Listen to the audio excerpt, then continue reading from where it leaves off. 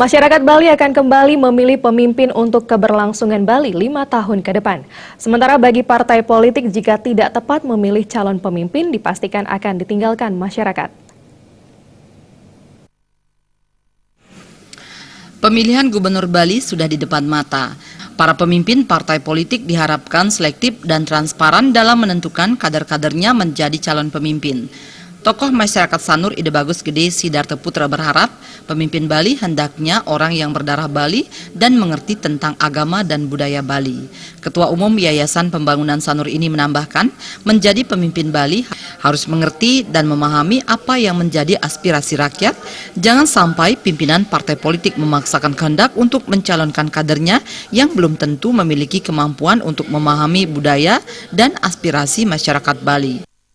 Track record teruji pengabdiannya ke Bali. Walaupun dia orang Bali tapi mungkin nanti dia jago di luar belum tentu loh.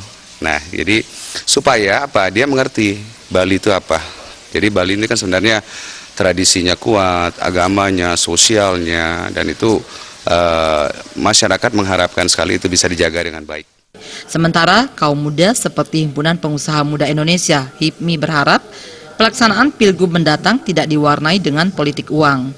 Ketua HIPMI Badung Anak Agung Bayu Joni tidak berkeinginan uang yang diberikan kepada masyarakat akan menjadi pengikat politik selama menjabat sebagai pemimpin Bali.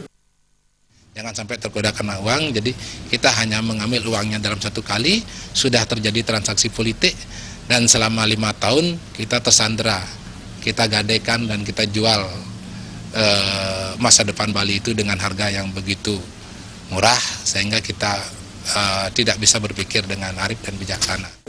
Pemimpin Bali ke depan memiliki banyak PR yang harus dituntaskan, seperti pengentasan kemiskinan, masuknya narkoba ke generasi muda, serta wajib bebas korupsi. Jaya Kusuma, Bali.